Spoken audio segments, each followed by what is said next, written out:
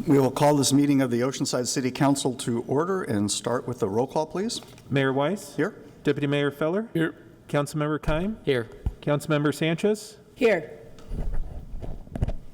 And I guess, And Councilmember Rodriguez. and this evening we will actually start with an invocation.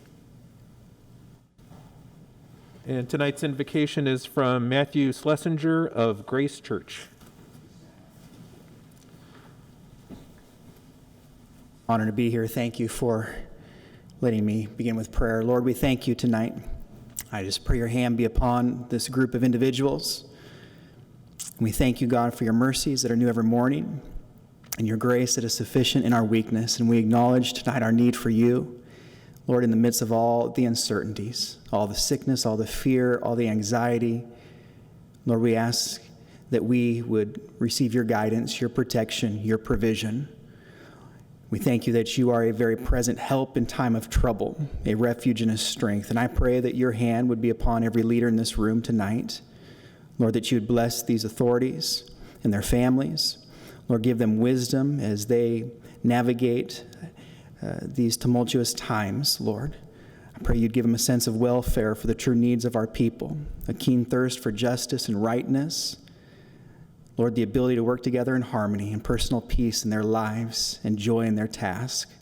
I pray for the agenda set before them today that you would please give them an assurance of what would please you and what would benefit those who live and work around our beloved city of Oceanside. In your wonderful name we pray. Amen. Thank you. Amen. Thank you. And if you'd like to lead us in the pledge. Yes.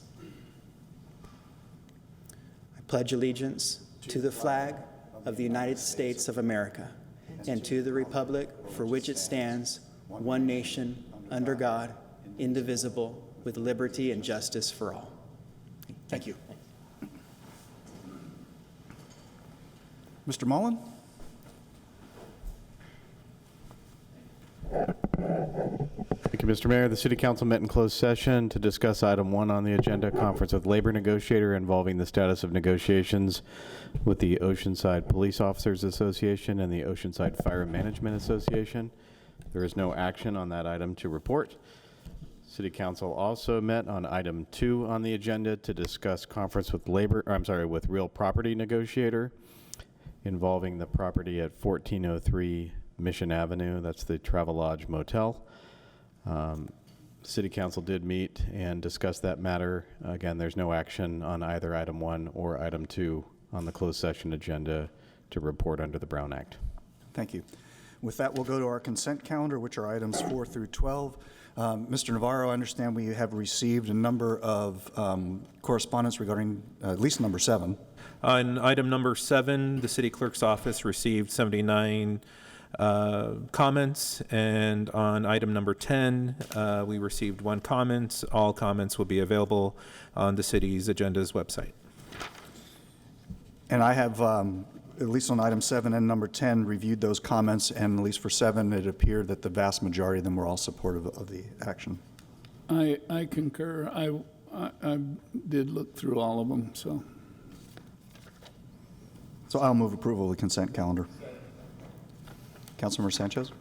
Yes, thank you. I also reviewed all the comments, and I think that the staff report was really clear that we're looking at ways, and this has to do with the sand replenishment retention program. And I think staff is really clear that we're talking about something that would be a project that would be something that would have the least resistance in terms of getting approvals, and also cost would be a factor. This is a request for $203,000 for a professional services agreement with GHD of San Diego for the preliminary engineering evaluation and feasibility study. And I have to say that it was the amount of money that I really looked at, because I think there are a lot of things that we could possibly do to keep sand on our beach that it has nothing to do with hard structures, but soft structures, soft projects, like maybe a reef or something like that. That would be like a living reef, or maybe even living sand dunes like what Encinitas did, things like that. And perhaps even just doing sand replenishment program more than one time a year. But that $203,000 in light of the times is something that I really had to think about. We are going to be moving beyond this in hopefully a couple of months, maybe a little longer. And we do have this problem, so I'm going to go ahead and support it.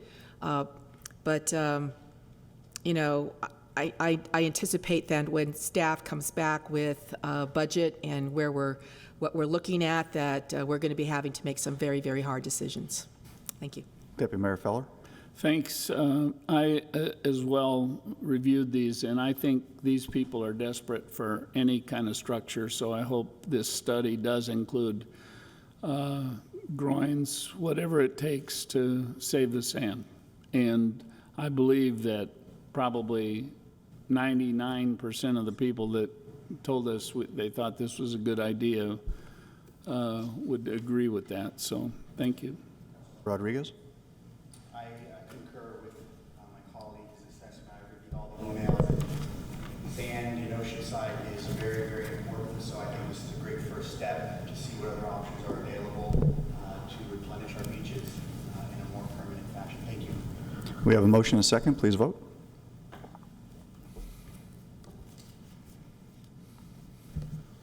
Motion approved, 5-0.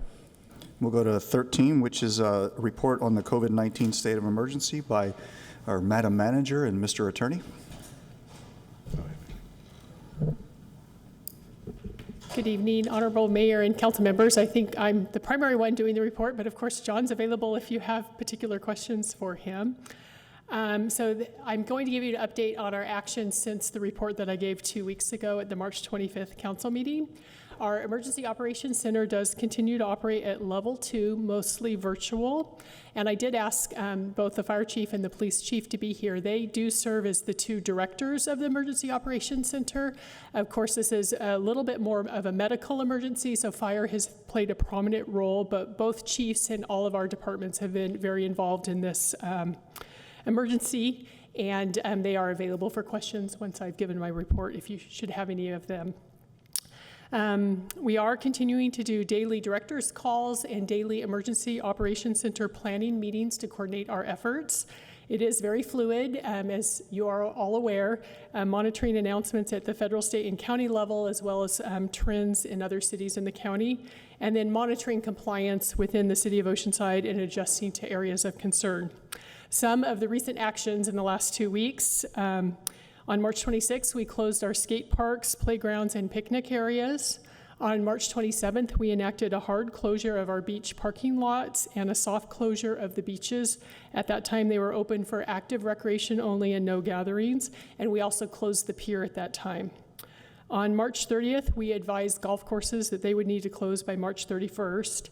And on March 31st, we sent an advisory letter to our short-term rental operators regarding their permissible COVID-19 rental activity. On April 3rd, we moved to implement the April 2nd county health order and the April 3rd addendum, which necessitated closure of all of our beaches at midnight on April 3rd, closure of all of our parking lots, closure of our harbor parking lots except to slip renters and for restaurant pickup. We also advised our slip holders on the recreational boating prohibition and that boats needed to stay in their slips as a result.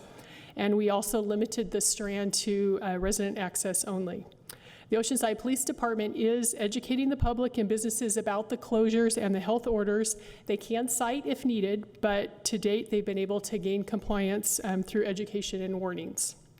In terms of public information, we have sent 24 news releases since March 1st. We've had 231 COVID-19 posts across 5 social media platforms since February 2nd. We included news articles in both the March and April editions of the Oceanside Tide, which is our e-newsletter, and the April edition was primarily related to our COVID response. We are doing daily updates of our 4 COVID-19 web pages, and there is a link on the city homepage, so any residents who need information can easily find that on the city's website. We also prepared frequently asked questions, which are posted on the web. And we've already produced 2 city-specific videos with a 3rd one in production at the moment to share through social media to help educate the community. In terms of city personnel, we have 63 full-time employees who are telecommuting and 3 part-time employees that are telecommuting, so they're spending 100% of their work time in a telecommute. We have 151 full-time employees who are splitting their time between telecommuting and being on location, and we have 6 part-time employees in that status. And then we have 599 full-time and 120 part-time employees who continue to work on location. As a public service agency, many of our tasks have to be done in person, such as policing, firefighting, emergency medicine, maintenance. We can't do those by telecommuting, so we do have staff still out doing those duties. We have 117 part-time employees who are not working. Those are in positions that are non-essential and include things like our suspended Parks and Recreation program, seasonal lifeguards, positions like that have been suspended, as well as some library staff, and that is providing salary savings to the city while they are in that non-working status. We have 49 employees working a modified schedule with administrative leave to accommodate childcare and other needs, and 9 employees who are completely off work for those reasons. And then among our city staff, we've had 5 city employees tested for COVID-19. Our public health nurse, is that her title, coordinates the testing for all city employees. So there have been 5 tests. There have only been 2 positives, 1 public safety and 1 in a non-public safety position. We are following all the CDC protocols with regard to those employees and minimizing risk to their coworkers. We are also implementing all personal protective and face mask requirements, following all the CDC guidelines for exposure and testing procedures.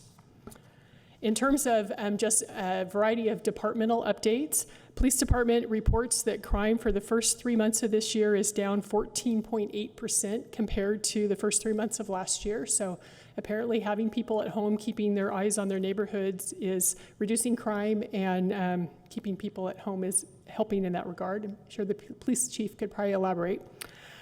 Development Services wants to note that the city's investment in electronic plan review has helped us to be ahead of the curve in processing plans.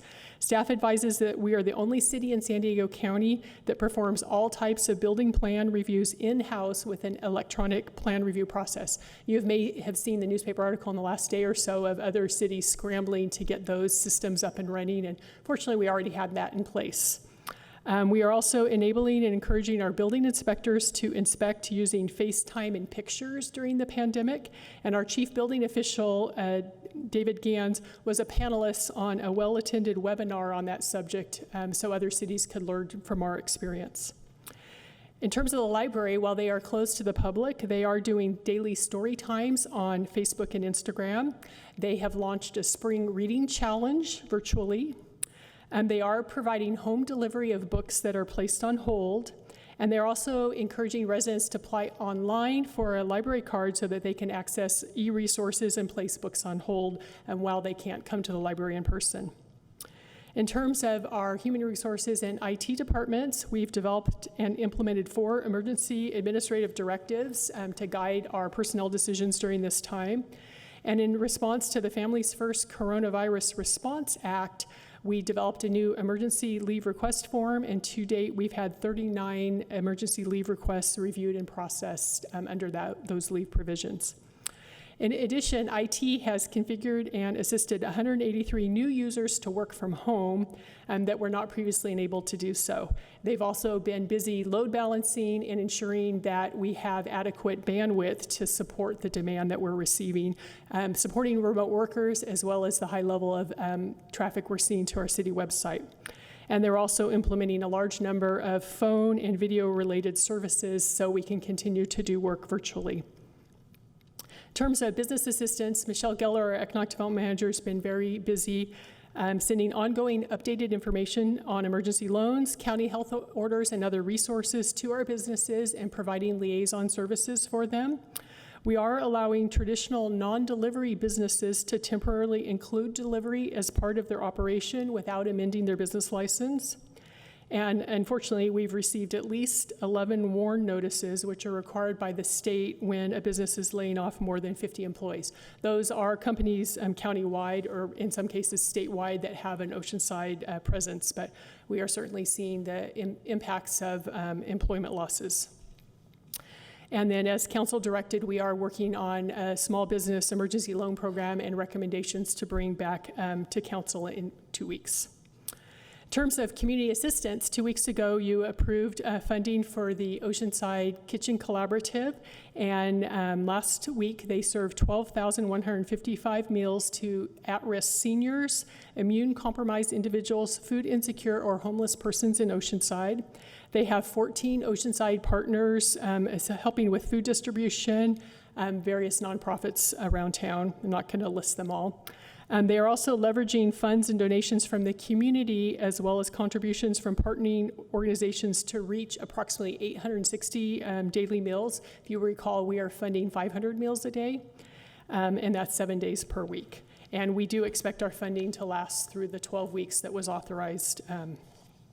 In addition, city staff launched our City Restaurant Partnership Program, and last week we served 2,335 meals to individuals in mental health crisis, families recovering from domestic violence, at-risk seniors, and at-risk food insecure youth and families by coordinating with Plain Clarity to connect Oceanside residents with recipient organizations. And those meals are based on an $8 a meal value.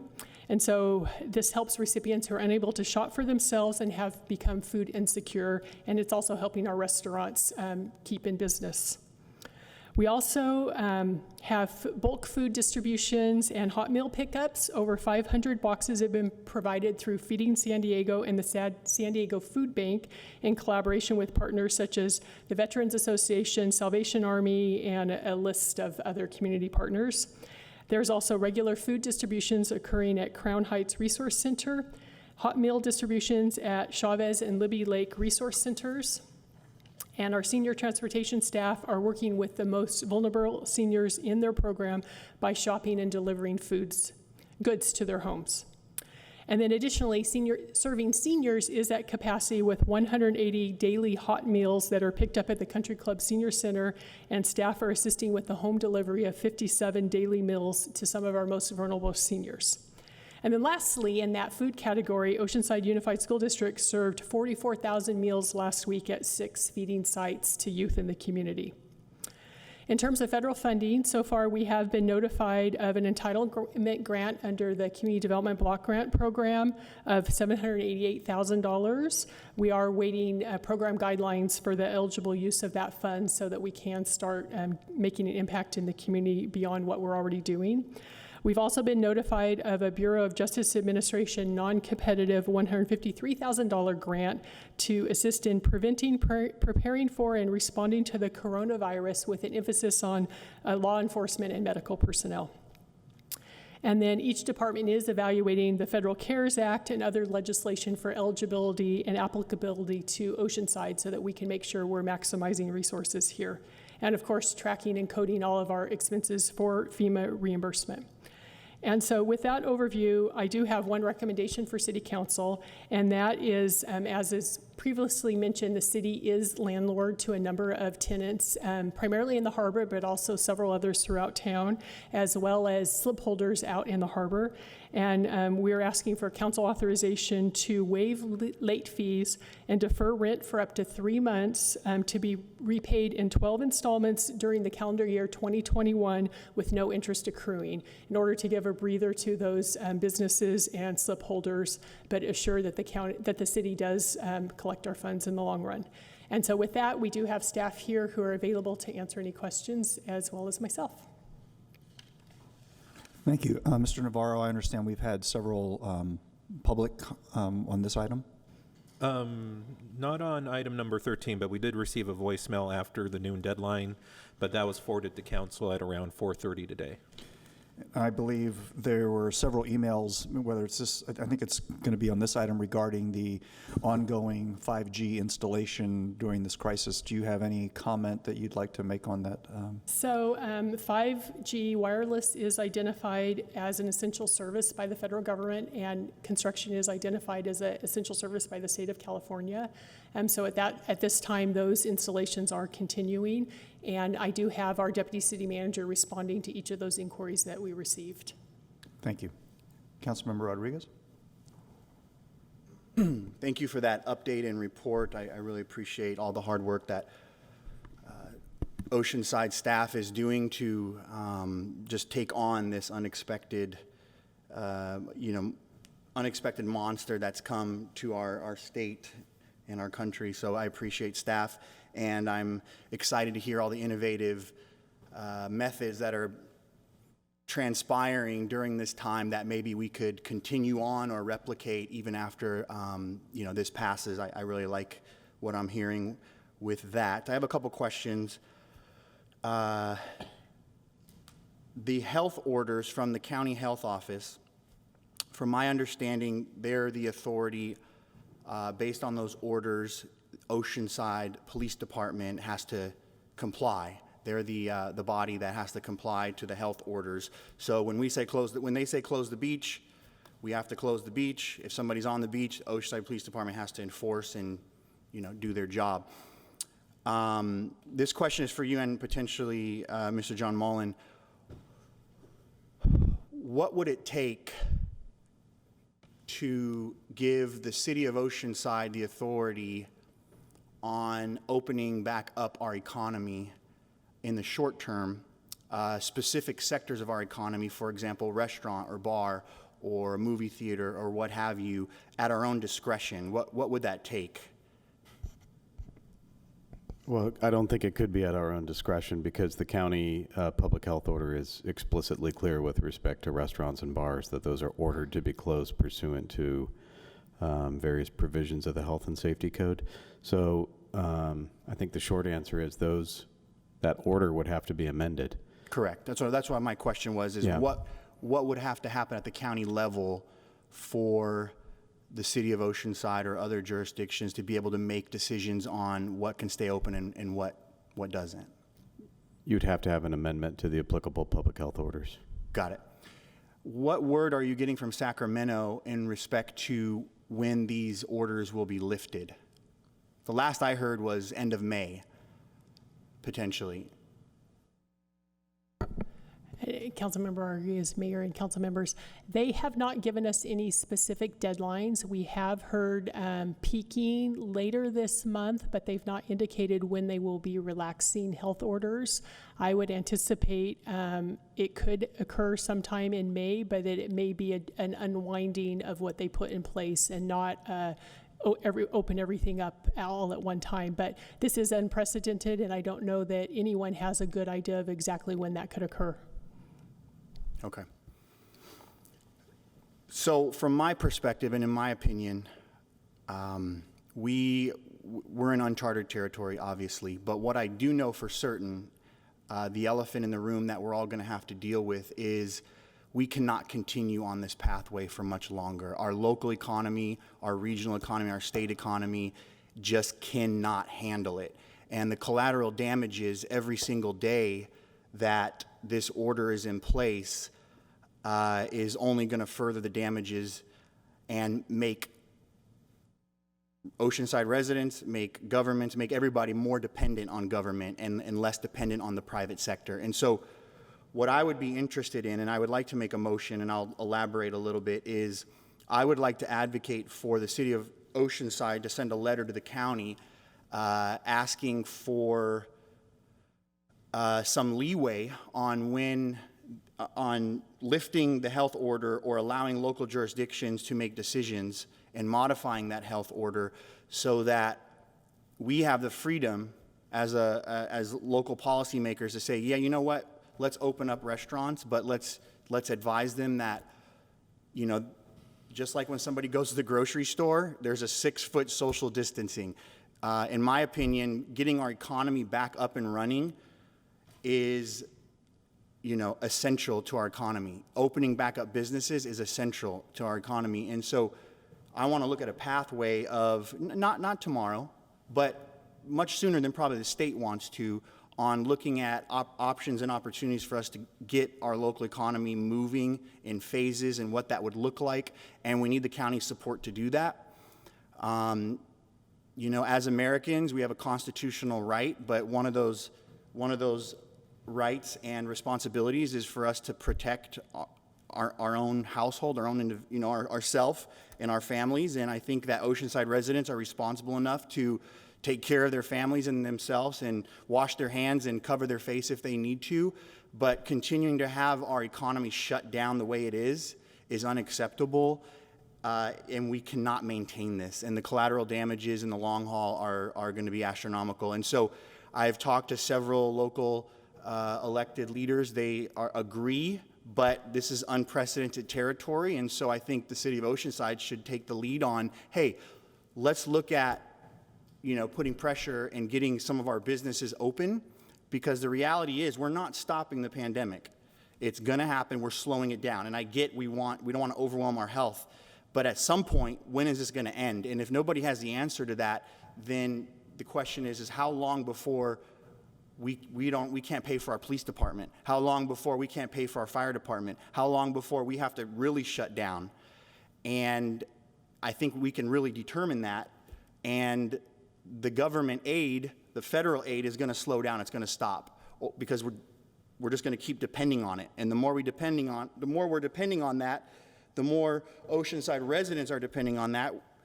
We're going down a path that I don't want to see us go. And so, long story short, I think my time's almost up, is I would like to make a motion for us to put together a letter and really get down to advising the county health on modifying the health order to allow local jurisdictions to make decisions on what businesses are considered essential, not only to residents, but to the economy, to the local economy, and working in a smart, common sense, practical way at opening these businesses up.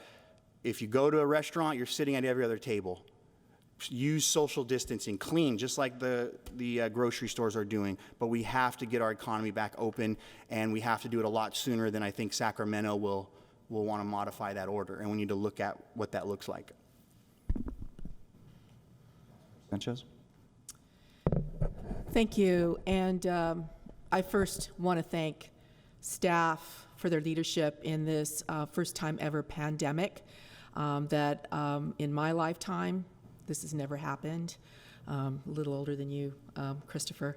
But Deanna, Ms. Lorson, thank you so much for your leadership. I really, really appreciate it. We've been hit, and Chief, both chiefs that are here, Police Chief, Chief McCoy, Chief Robinson, thank you so much for your leadership in ensuring the public safety of our residents and helping to get the directives actually from the county, but also from the state. They come from the state and then they go to the county, and they're pretty much the same. It is the state, in fact, that has decided what are essential jobs, and so we have that list. What I feel is that our residents have been complying with these very restrictive rules, and I do want to thank the public for doing this, because it's always been about saving lives and not, and this whole thing about flattening the curve, so that our hospitals, our capacity, which was, our hospitals and our hospital beds and our ICU rooms were never built for something like this. Never in a million years did we think this was going to happen.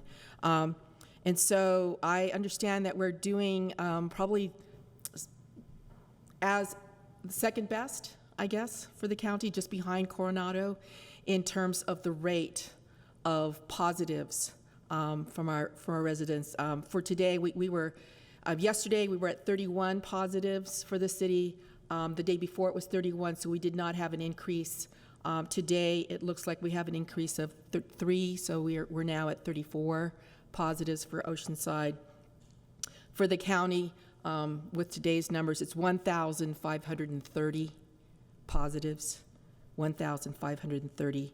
And the number of deaths rose by 5, so we're now at 36. We did get communication from Tri-City Medical Center, which basically they feel that they're able to handle the capacity. As to personal protective equipment, I did have a question.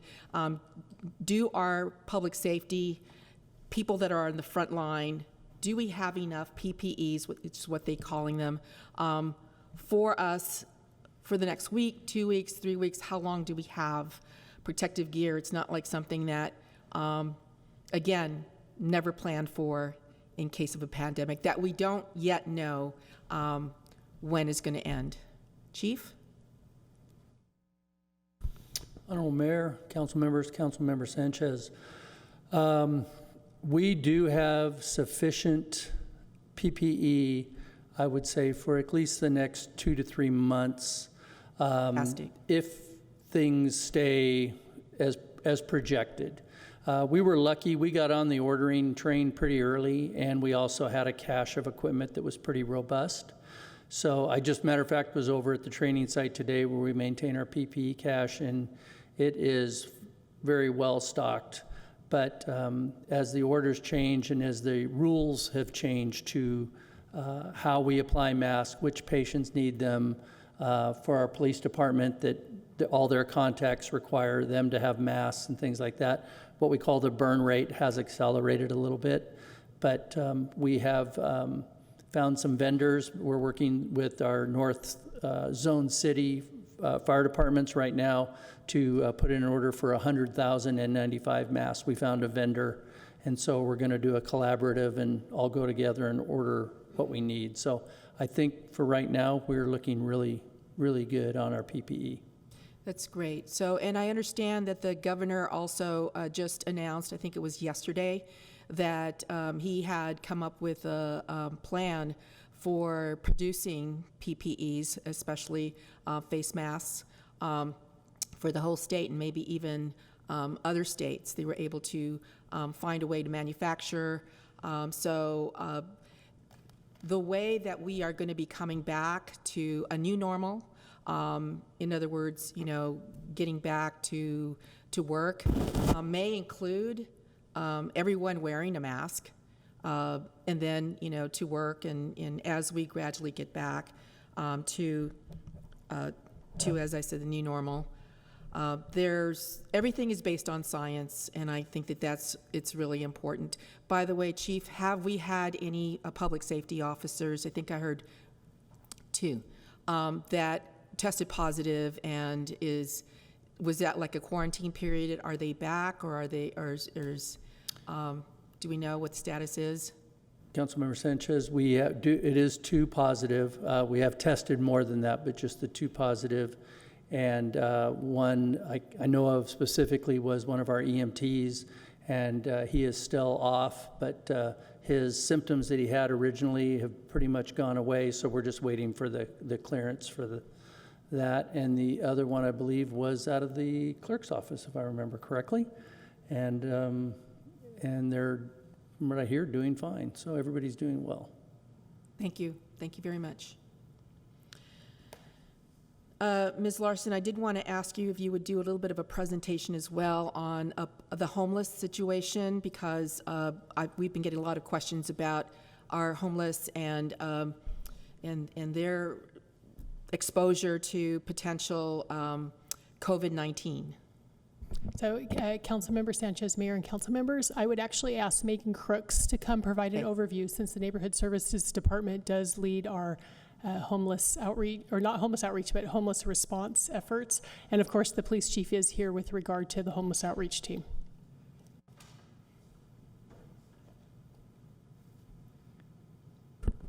Good evening, Honorable Mayor and council members. Megan Crooks with the Neighborhood Services Department. With regard to the homeless efforts that have been taking place in response to the epidemic of COVID-19.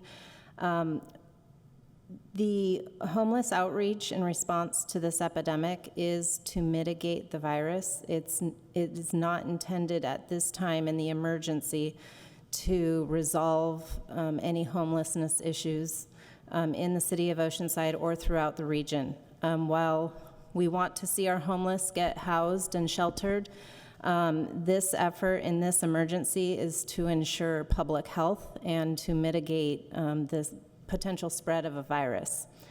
And with that, the San Diego County has contracted some motels, hotels to ensure that there are safe locations for isolation or quarantine for homeless persons, as well as ill persons who want to seek shelter outside of any other home environment or residence if they want to seek something separate from that. Like the most vulnerable, is that?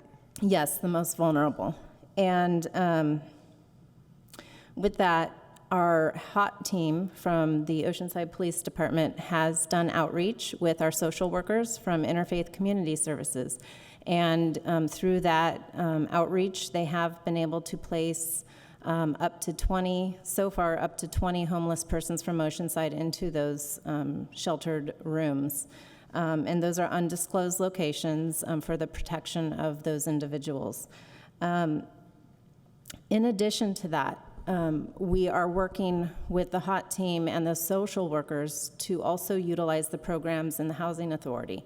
And those programs consist of, we have assistance, rental assistance vouchers specific for homeless persons. So if they are identified as being able to be permanently housed and have the desire to do that, a social worker will work with them and utilize one of those vouchers. We had 30, and those are all filled and have been assigned. We do have additional vouchers that are for veterans or for persons with or families that have an individual with a diagnosed mental health disorder, or from referrals from Child Protective Services. So if we can connect any of the homeless persons to those 3 areas, we will still utilize those vouchers that we have available to permanently house them. In addition to that, we also have funds for rapid rehousing.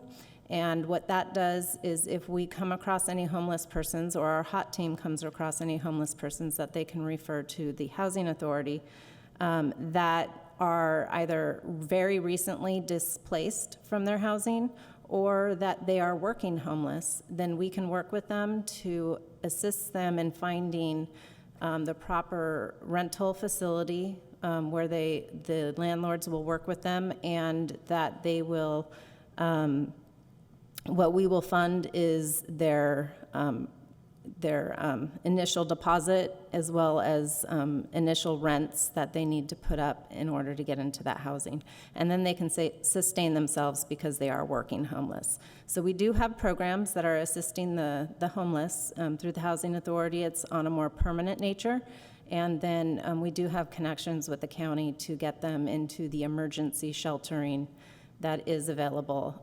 However, it is available to our most vulnerable populations that are most susceptible to acquiring the COVID virus. So the HOT team was able to refer to 20 people through the county program, and also were there 30 vouchers through the City of Oceanside, the Housing Department, in general for the for sheltering our homeless? Yes, that is correct. We've been able to shelter or house up to those 50 persons, as well as utilizing our other specified programs. We have also housed veterans out of our bridge housing, and then we've also been able to use some of our family reunification program vouchers as well for families that qualify for that. Thank you very much. Deputy. If I could just finish, I hope you weren't counting that towards Yes, my time. it always Okay. counts. So you're at like 13 minutes, so please wrap it up. Okay. I do want to support staff's recommendation. I know there's a motion on the floor. I don't know if it's died for a second or not, but I would like to make a motion after this motion that we move staff's recommendation in regarding the harbor Deputy Mayor Feller? So we all get 13 or 14 minutes? In, Deanna, the slip renters, can they visit their boats? So the county health order indicates people should stay at home and that recreational boating is prohibited. So on that basis, we've advised slip renters, of course, liveaboards are allowed to live aboard their unit and visit it. We've advised other slip renters that if they need to do an inspection or maintenance, they are welcome to visit their slip, but they are supposed to be under a stay-at-home order, so just visiting to hang out on their boat is something that we are not encouraging at this time. However, we are still providing housing for their boat in their slips, providing all of our services to maintain the harbor, to provide safety and security for those boats while they are in the slips. Thank you. This morning I saw one of your updates. It said street sweeping could happen at any time rather than on normal schedules. Deputy Mayor, correct. Because of not wanting people to needlessly run out to move their car, Public Works staff actually recommended doing street sweeping on non-standard times so that people weren't inconvenienced. I would rely on those professionals' judgment as to the best way to do it. We are not citing for vehicles that are not moved for street sweeping. And how much longer are you anticipating that? I would need to consult with Public Works to determine when they might go back to the scheduled day, but we would not be citing until the stay-at-home order is lifted. Okay. I too would like to commend staff. 12-hour days are long for anybody, even council members, to stay awake. But just your staff is doing a great job. Terry upstairs, she's really killing it with all the updates, and same with the clerk's office with the connections to the public with their updates. I can't say it enough about doing a great job. I know John's being kind of silent, but there's a lot of stuff going through his office too. So, you know, Deputy Mayor, I would just emphasize it's definitely a team effort where we have multiple staff from every department engaged in this effort. I just hope you would congratulate them all on our behalf. One thing that I agree with Christopher. I certainly think we should be doing what we can sooner rather than later as far as trying to get back into the flow of things. I think we should keep that in our mind and have staff aware of the desire of the council to get back to that. I don't think putting our feet, I mean, we may be facing state legislation as opposed to just county legislation on many things. So, you know, I think I just fear for these businesses that are struggling, but it is it's life or death for other people, and I'm a very vulnerable guy at almost 72, so I understand what people are afraid of. As far as jobs, I think we've seen San Diego's cut 800 jobs, Chula Vista 350. I think our future is going to look a lot different than it does right here today. I did have a question, since we're hearing about every other email is about 5G. how did Encinitas refuse taking 5G out of their city? I mean, I'm not familiar that they took it out of their city. I think they have a different process for approval, but I could research that and alert the council by memo tomorrow. Yeah, well, I think it's important for us to know, but also for the people that are bringing it up to us. First of all, I'm not sure there's a way that we can do anything really much about it as far as a city besides, provide them with the poles. So you said something about 2021 repaying. Is that from our tenants? So the Deputy Mayor and council members, what staff would propose for tenants that are requesting a rent deferral is that we would defer their rent for up to 3 months, and then they would repay that deferred rent during the calendar year 2021. So starting in January through December in 12 equal installments. So ultimately, the city would be made whole with no interest and no late fees, but we would give them the immediate grace period of no rent, as well as just their standard rent for the balance of 2020, so that they can get back on their feet.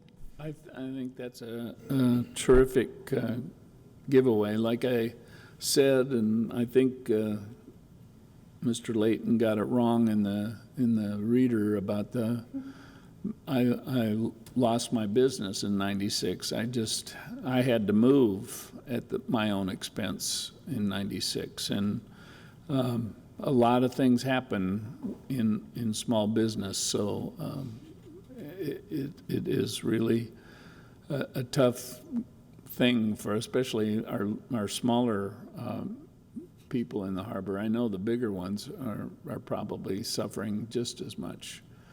And the last thing I want to say is I think car dealers are going to make a lot of money soon, because I think transit may suffer greatly from the crowds that they do have as we go forward, and this is devastating times. And I think probably the last time that it was this serious as far as food and people were really struggling in the Great Depression, the 30s, but this is a very serious time, and I think we're succeeding fabulously as far as what we've got going in this city. Thank you. Councilmember Keim? Yeah, there's obviously universal concern about the economy and our businesses. I think one of the benefits of having such fantastic public safety departments is I have the utmost confidence in our response to this when protecting our public, and that gives us the time to dedicate to trying to get our economy back on track. And we've done a couple proactive things. One is an economic recovery task force with multiple levels of government that's already meeting. We're going through every city department trying to find out what we can make more efficient, what we can make easier, what red tape we can cut to get people going as soon as we can. So it is an absolute priority, and we know we can do both at once, and we're going to continue to do that. So, but I have serious concerns. I would like it. I also have a concern trying to create our own conditions. We don't have a doctor on staff, and that's not our role. So that would be a challenge. I think we can make it known and advocate the fact that we want to be able to open up as soon as safely as possible. And I think that's pretty clear right now. And while we're on the economy, I know last week our last council meeting, we went over some of our changes in our portfolio, and Mr. Roy was going to come back with some updates. I just wanted to give him an opportunity to do that. Let us know what's happened with the portfolio, any changes we can expect, or long-term strategies going forward. Is this off topic? And how COVID-19 has impacted that portfolio.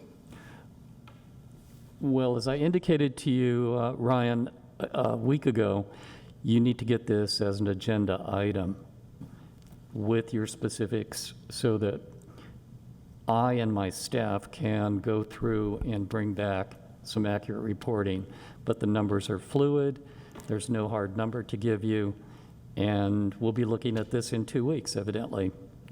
I mean, is there any kind of broad strokes you can offer us right now on how this has immediately impacted our portfolio? Just, what the markets are doing and what we can expect with any kind of interest? Well, like every part of the economy, the city's going to have a hit as well. Okay. So, Okay. I think this is off topic for now, but I did, Right. but I did understand that this was going to be coming back to the council. So I think we are, as we're trying to figure out the economic impact this has on our city, I think it's absolutely on topic. We need to know what our reserves are, well, how much interest we're making, what has changed. So I think before any big decision gets made, we have to understand that. So, but I do also want to thank staff. I know that they have been long days. But it has been it inspires confidence to see our response and our communication, and I will assume it will continue. So thank you very much. So there had been a motion by Councilman Rodriguez, and although I don't disagree with what he's trying to do, I'm not prepared to say let's send a letter, but I would like to at least task the staff to look into what abilities we have, what latitudes we have to be able to, I don't want to say lift the stay-at-home order, but what can we do to at least get our businesses, whether it's bars, restaurants, or even manufacturing companies, what do we need to do to try to get them back as quickly as possible? Do we even have any latitude in that regard?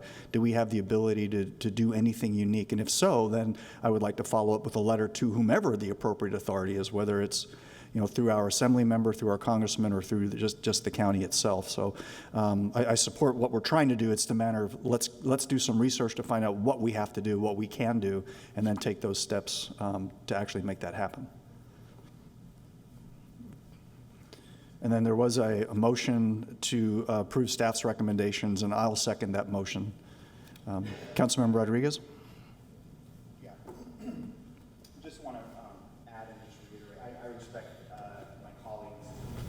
Dynamic.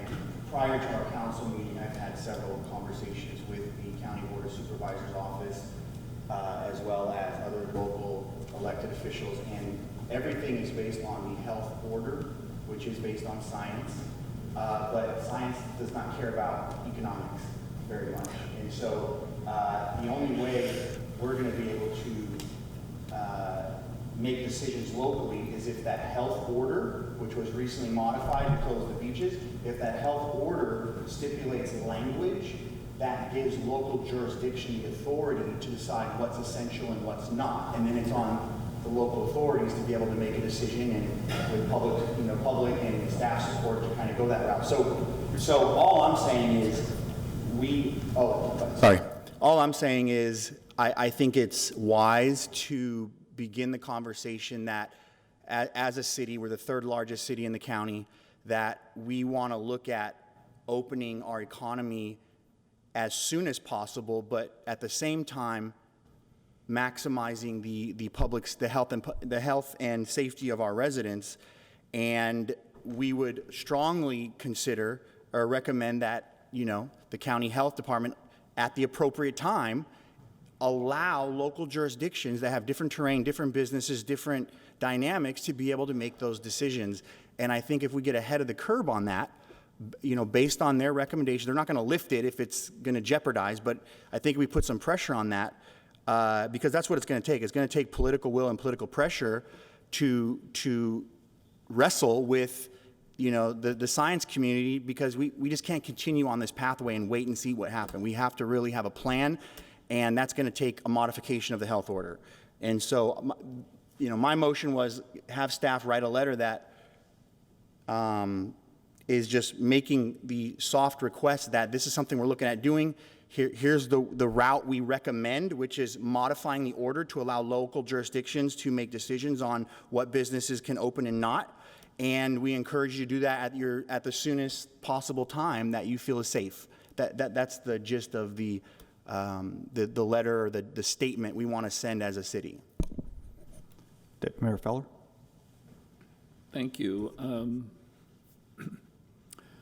I agree with you totally that we should be doing that, but I don't think we're prepared to do it. I mean, in a period of time, a couple of weeks, things will change drastically, I'm sure. And you know, to assume everybody in this room is smarter than the county staff regarding this, and whether it's the science or just the general desire to help the small business or even the large businesses get back on their feet and going. I think that's something we all want. I just think we need to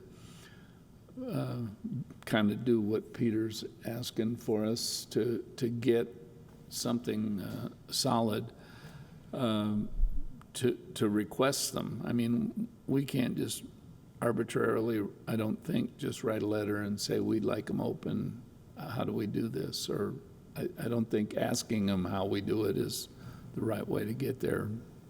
Well, I think with all the meetings they're having, these conversations are going to be more than just our city. So if there's a way of doing it, and I agree with everything you said, if there's a way of doing that, and if it's a letter or a resolution from the council, I'm willing to do it, but I'd like staff to look into what do we got to do to make that happen? Would you be willing to could we give direction to staff to just bring these up in their regular meetings with the county to find a pathway? Yep. Yeah, I mean, just. Hearing that. Yeah. I think they're already doing that. Right. Yeah. Peter, I did Ongoing have one discussion. other thing, and that was your statement earlier about the Palomar Hospital.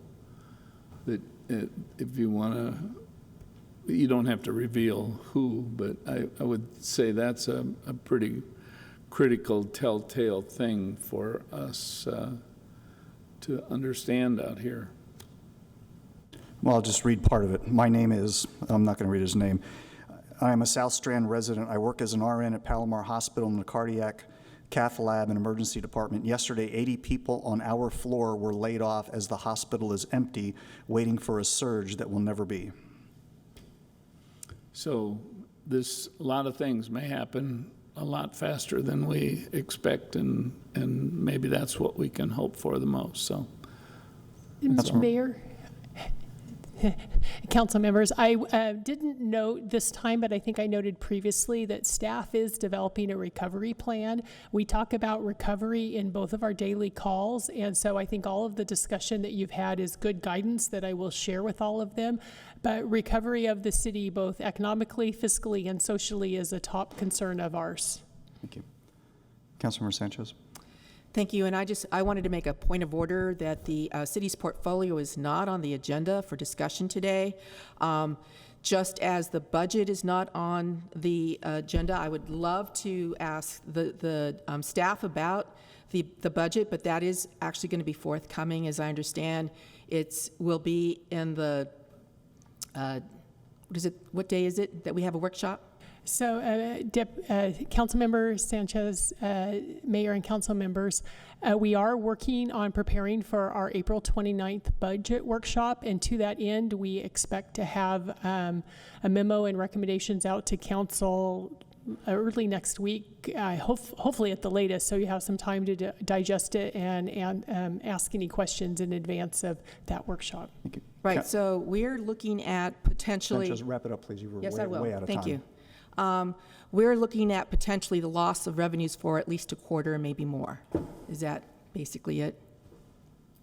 You know, it's still very much a moving target. Certainly the quarter that we're in right now, we expect greatly reduced revenues from several revenue sources, and then for that to continue into the new year, looking at working with our consultants, looking at all the factors we can to try to determine what that might look like for our budget next year, revising the forecast that we provided with a new forecast, and then doing our budget planning on that basis. Thank you. Councilmember Keim. I think as we go through this pandemic, the COVID-19 crisis. Things change daily. And we're up here and we're supposed to be dynamic and make decisions that impact the public. It's the public's money and it's a lot of it. I think it'd be irresponsible of me to make decisions and not ask where we are, broad strokes, broad strategies, and just kind of give us a sense. I mean, tonight we're taking action on deferring payments for leases at the harbor, which is potentially $200,000. We need to know how, just generally, if we are losing revenue, if we're gaining, if just broad strokes. So, I think it's our job to come up here and give that kind of guidance and ask those questions and figure out what we can do to make smart economical decisions right now. Thank you. And also, there's a motion, a second, in regards to the city manager's recommendation, and technically that's not on the agenda either. So we have a motion, and a second. Please vote. Mr. Mayor, quick clarification. What's this motion vote for? It was for staff recommendation. For the harbor? For the harbor. Okay. Because we have, I don't think Councilmember Rodriguez's motion was seconded yet. No. Right, It and died it for was lack. giving direction to Okay, staff. all right. Just for clarification. Thank you. Just for clarification, it's all city tenants, primarily in the harbor, but they're not exclusively to the harbor. Okay. Please vote.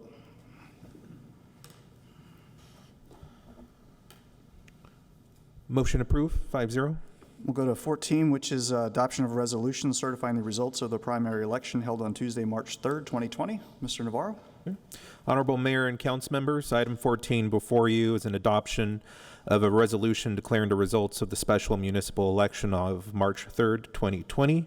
In accordance with California Elections Code, on August 21st, 2019, the City Council adopted resolution number 19-R0559-1, calling and giving notice of the special municipal election to be held on Tuesday, March 3rd, 2020 for one measure, Measure K, and resolution number 19-R0560-1, requesting the San Diego County Board of Supervisors consolidate the special municipal election with the statewide primary election to be held on Tuesday, March 3rd, 2020.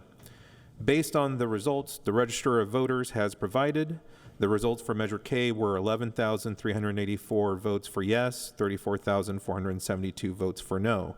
Ballot Measure K did not pass. In accordance with California Elections Code, Section 10262 through 10265, staff recommends that the City Council adopt a resolution declaring the results of the city's special municipal election held on March 3rd, 2020, and I am available for any questions. Do we have any public on this one? No public. Thank you. Councilmember Sanchez? Thank you. Since the writing of the staff report, have you gotten any information about how much it cost? You have an estimate of $55,000 to $70,000. Our current estimate is $55,000 to $70,000, but we have not received the final bill yet from the Register of Voters. Once we receive that bill, it will be itemized to break down the exact cost of the election for us, but we expect to get an itemized, detailed bill very shortly. Okay, thank you. I'm going to go ahead and move staff's recommendation. Councilmember Rodriguez? We have a motion and a second. Please vote.